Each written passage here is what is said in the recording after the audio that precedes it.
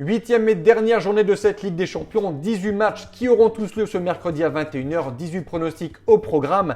Beaucoup de choses peuvent encore se passer au niveau du top 8 et des barrages. Seulement 3 points séparent le Real Madrid 3e de la Juventus 15e.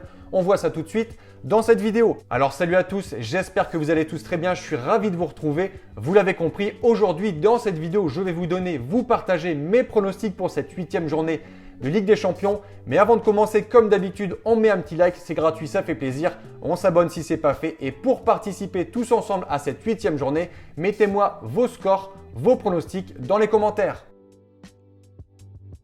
Allez, let's go, Ligue des Champions, 8e journée et on commence aux Pays-Bas, l'Ajax Amsterdam contre les Grecs de l'Olympiakos. Match très intéressant pour une qualification via les barrages. Alors pourquoi intéressant? Parce qu'on a ici deux équipes qui après 5 journées étaient complètement enterrées au classement. L'Ajax était même lanterne rouge après de lourdes défaites contre l'Inter 2-0, Marseille 4-0, Chelsea 5-1, Galatasaray 3-0, Benfica 2-0. Et depuis 2 journées, pour la 6e et la 7e journée, qu'est-ce qu'on a? On a 2 victoires de chaque côté pour l'Ajax et l'Olympiakos et en plus des victoires plutôt bonnes.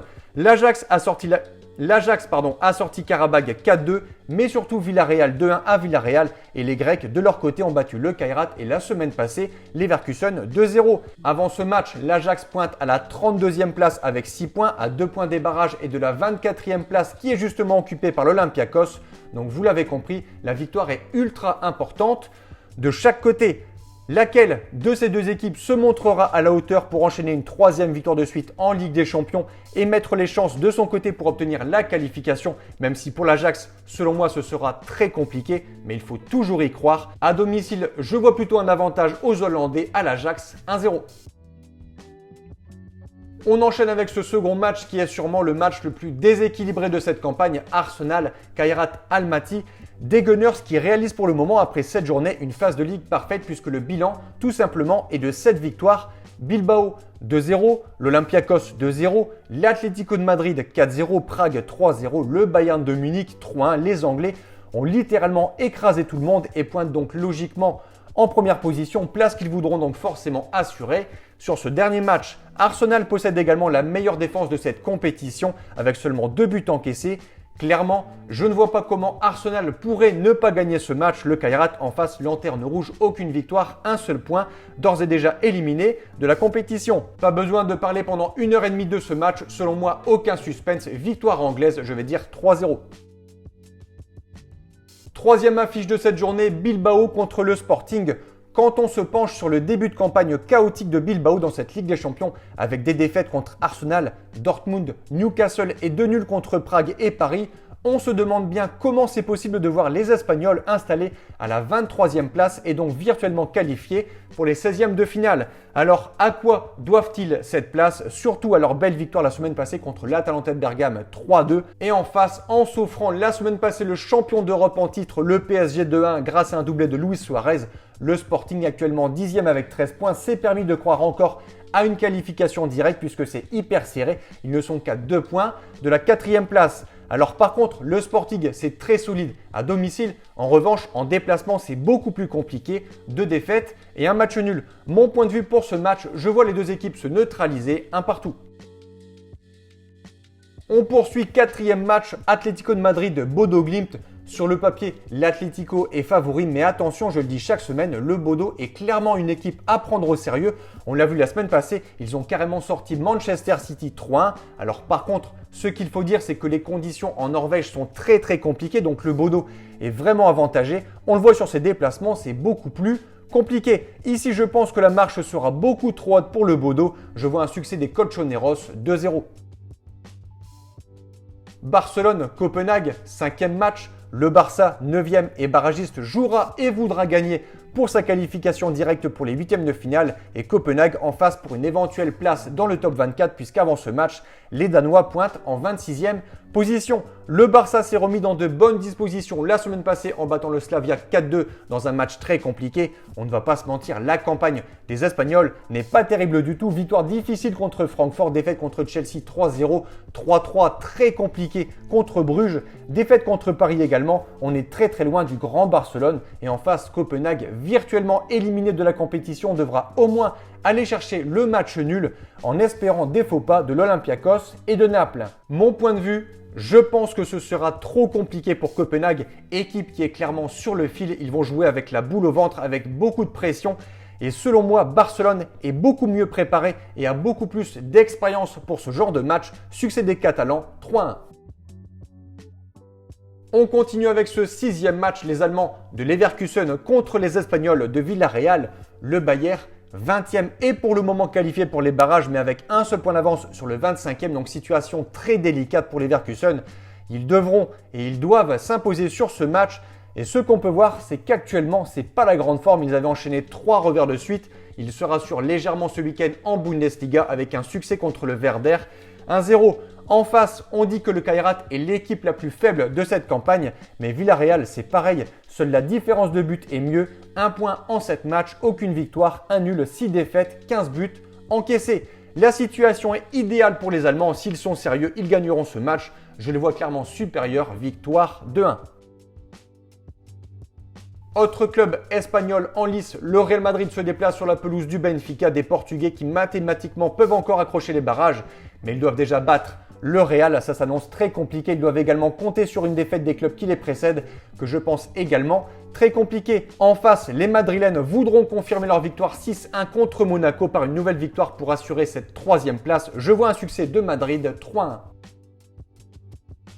Bruges, Marseille, 7e affiche en s'imposant la semaine passée sur le terrain du Kairat Almaty 4-1. Les Belges peuvent toujours rêver et espérer accrocher les barrages. Un seul point de retard sur le 24e. Les Belges, à part celle contre le Kairat, n'ont signé qu'une seule victoire contre Monaco 4-1 lors de la première journée. Mais ce qu'on peut dire, c'est que Bruges n'a clairement pas été gâté sur cette phase. Ils ont joué Barcelone, Arsenal, le Sporting, le Bayern de Munich. Mais à côté de ça, Bruges est une très bonne équipe, 8e de finale la saison passée, leader de leur championnat. Marseille est prévenu, ce déplacement ne sera pas facile du tout, surtout que les Marseillais vont également jouer avec la peur au ventre. 19e avec 9 points après leur défaite contre Liverpool 3-0 la semaine passée. Si Bruges gagne, il passe devant Marseille. Match hyper compliqué à pronostiquer peut-être et sûrement l'un des matchs les plus serrés de cette journée. Franchement, pour moi, les deux équipes ont des chances de s'imposer. Je vois des buts, ces deux équipes qui jouent, qui marquent beaucoup, qui encaissent beaucoup, je vais dire, de partout. 9e match, Dortmund accueille l'Inter de Milan, finaliste de la dernière édition. Très belle affiche sur le papier. Le Borussia avait très bien débuté sa campagne en mode rouleau compresseur. 19 buts marqués, 4-0 contre Villarreal, 4-2 contre Copenhague, 4-1 contre Bilbao, 4-4 contre la Juventus. Mais voilà, ensuite, sur les 2 dernières journées, c'est défaite contre Tottenham et match nul contre le Bodo, le BVB qui s'est clairement compliqué la tâche car avant ce match, Dortmund doit pour le moment passer par les barrages, tout comme l'Inter de Milan qui s'est incliné à domicile à 2 reprises contre Liverpool et Arsenal. Visiblement, ils n'aiment pas les Anglais. Je vois ici un avantage aux Allemands à domicile, 3-2. Francfort, 33e contre Tottenham, 5e, un match que je qualifierais d'étrange. 2 équipes étranges, des équipes qu'on n'arrive pas vraiment à cerner. Francfort, quand on voit le premier match, ils atomisent Galatasaray 5-1, on se dit c'est très solide. Et derrière, c'est aucune victoire en 6 matchs, 19 buts encaissés. En fait, Francfort, c'est une équipe qui peut un jour gagner 6-4 et le lendemain perdre 7-2. Ça marque et ça encaisse dans tous les sens. En Bundesliga, en 19 matchs, c'est 39 buts inscrits, 42 encaissés. Si on veut voir des buts, des actions, des matchs ouverts, c'est clairement l'équipe à regarder. Et en face, Tottenham, les Spurs, autre équipe très bizarre aussi. Un peu comme l'an passé, c'est catastrophique en Première Ligue, mais en Europe, c'est solide. L'an passé, ils remportent la Ligue Europa. Cette année, pour le moment, ils sont 5e avec 14 points. Ils voudront gagner pour assurer la qualif directe. Pour les 8e, je les vois appliqués et plus sérieux, moins foufou que les Allemands, succès 4-2. Autre club anglais, Liverpool à domicile à Anfield, jouera ici contre Karabakh, match qui sur le papier est totalement déséquilibré, mais attention car on est loin, très loin du grand Liverpool. Les Reds cette saison n'en finissent pas de décevoir. En Première Ligue, ils ont abandonné le titre puisqu'ils ont 14 points de retard sur Arsenal. Encore ce week-end, une défaite à Bournemouth 3-2, un nul contre Burnley, contre Fulham, Leeds, Sunderland, des défaites contre Nottingham, Crystal Palace. On est vraiment loin du niveau que devrait et que doit avoir une équipe comme Liverpool. Après, ici, c'est la Ligue des Champions. En face, c'est Karabakh. Hormis la défaite contre le PSV, le parcours est plutôt bon. En toute logique, selon moi, il devrait s'imposer contre Karabakh qui logiquement devrait tout de même même en cas de défaite arracher les barrages. Je vais partir sur une victoire anglaise 4-0. Encore un autre club anglais, Manchester City reçoit pour ce dernier match les Turcs de Galatasaray. Les Citizens sont 11e, situation peu confortable pour le moment. Manchester City doit passer par les barrages. Pourquoi? La faute à cette défaite logique sur le terrain du Bodo Glimt la semaine passée et celle à domicile également juste avant contre Leverkusen 2-0. De son côté, Galatasaray présente un ratio plutôt équilibré dans cette Ligue des Champions. Les Turcs ont en effet décroché 3 succès contre Liverpool 1-0, Bodo Glimt 3-1 et l'Ajax 3-0 et 3 défaites à Francfort 5-1, l'Union Saint-Gilloise 1-0 et l'AS Monaco 1-0. La semaine passée, pour la 7e journée, ils ont fait nul contre l'Atlético 1 partout et voudront donc ici, sur ce match, assurer les barrages. Gros enjeu de chaque côté, mais personnellement, je vois les Sky Blues appliqués et vainqueurs 2-0. Deuxième club français après Marseille, Monaco reçoit pour conclure cette phase de Ligue les Italiens, la Juventus de Turin. Situation et saison cauchemardesque pour les Monégasques qui clairement n'y arrivent plus du tout, que ce soit en Ligue des Champions ou en Ligue 1, en championnat. L'ASM ne met plus un pied devant l'autre, des défaites, que des matchs décevants, des prestations ridicules. Encore ce week-end, un nul 0-0 contre le Havre après le 6-1 reçu au Real Madrid et le 3-1 à domicile contre Lorient. Désolé aux Monégasques, mais je vois la Juve s'imposer 1-0. On enchaîne Naples contre les Anglais de Chelsea, champions d'Italie en titre. Je m'attendais à beaucoup mieux de cette équipe de Naples. Les hommes de Conte ont globalement déçu sur cette campagne. Ils sont 25e au classement avec le même nombre de points que le 24e, dernier qualifié. Pour les barrages, victoire et résultat obligatoire sur ce match, indispensable d'obtenir un résultat ce mercredi soir. Point positif pour eux. À l'extérieur, c'est catastrophique, mais à domicile, le Napoli est invaincu, tenu en échec par Francfort 0-0, victoire contre le Sporting 2-1 et Karabag 2-0. Mon point de vue pour ce match, je m'attends à un match fermé entre ces deux équipes décevantes cette saison 0-0. Pafos, Slavia, aucun enjeu sur ce match qui de toute façon est inintéressant. Je vois un succès du Slavia 2-1. Direction le Parc des Princes, le Paris Saint-Germain reçoit les Anglais de Newcastle. Des Parisiens qui pour ce début d'année 2026 ne sont pas en grande forme. Victoire de justesse contre le Paris FC en Ligue 1, victoire sur le fil contre Auxerre 1-0, une victoire au tir au but contre Marseille au Trophée des Champions, une défaite contre le PFC en Coupe de la Ligue, une autre contre le Sporting la semaine passée. Et du coup, les Parisiens ne sont clairement pas assurés de finir dans le top 8 et donc de se qualifier directement pour les 8e de finale. Le PSG avant ce match est 6e avec 13 points et le 13e, l'Atalanta a également 13 points. C'est là qu'on se rend compte que c'est extrêmement serré. Il peut encore se passer plein de choses sur cette journée qui s'annonce incroyable. L'adversaire de Paris, Newcastle, les Magpies possèdent également 13 points. Ils sont 7e juste derrière Paris. Le vainqueur de ce match serait donc assuré de finir dans les 8 premiers. Un match qui ne sera pas facile. Les Anglais possèdent une bonne défense, seulement 6 buts encaissés sur cette phase de Ligue. Paris a clairement les cartes en main. S'ils gagnent, ils sont assurés d'être qualifiés. Je les vois sérieux et appliqués. Succès parisien selon moi 2-0. On conclut avec les deux derniers matchs. PSV Bayern de Munich, les Allemands second au classement. Une attaque énorme, potentiel offensif incroyable. L'équipe qui marque le plus en Europe en Bundesliga en 19 matchs. C'est 72 buts pour Munich. Je les vois assurer ce dernier match contre le PSV 4-1.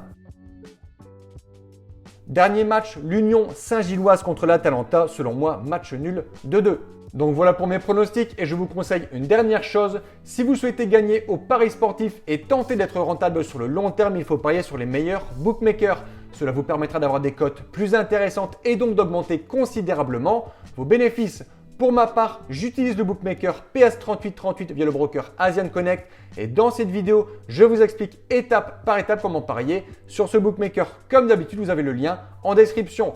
Sur ce, c'était Thomas. Merci d'avoir regardé. Bon pronostic et bonne Ligue des Champions. À bientôt. Ciao, ciao.